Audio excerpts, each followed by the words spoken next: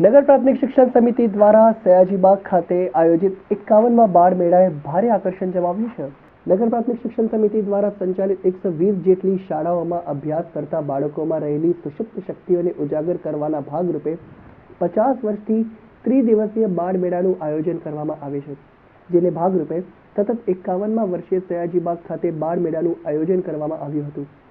બાળ મેળાના બીજા દિવસે હજારોની સંખ્યામાં સહેલાણીઓ બાળ મેળાને માણવા ઉમટી પડ્યા હતા, જેમાં બાળકો દ્વારા તૈયાર કરાયેલ વિવિધ સ્ટોલો, રંગારંગ કાર્યક્રમ, કૌન બનેગા જ્ઞાનપતિ, દેશી રમતોએ સહેલાણીઓને ઘેલું લગાડ્યું હતું। બાળ મેળાના બીજા દિવસે સાંસદ રંજનબેન ભટ્ટ પણ બાળ મેળાની મુલાકાતે આવ્યા હતા, જ્યાં તેમણે વિવિધ સ્થળો સહિત બાળકો દ્વારા આયોજિત વિવિધ પ્રોજેક્ટ્સ નિહાળી બાળકોને પ્રોત્સાહિત કર્યા હતા। સાથે સાથે શિક્ષકો દ્વારા આયોજિત વાનગી સ્પર્ધાની પણ મુલાકાત લીધી હતી।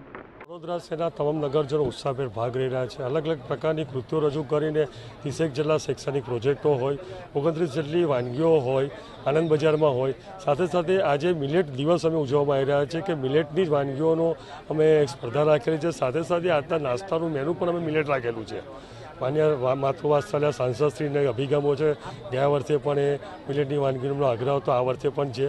અને અમારા બાળકોમાં આજે બાલવાડીના બાળકોએ પણ પોતાની કૃતિ રજૂ કરેલી છે। દીકરી મારી લાડકવાઈ, લક્ષ્મીનો અવતાર, આ ગીત રજૂ કરે, મેસેજ આપે કે દીકરી એ કેટલું પૃથ્વી પર મહત્ત્વની આ દીકરી હોય છે અને એના દ્વારા જ સમાજનું સર્જન થતું હોય છે।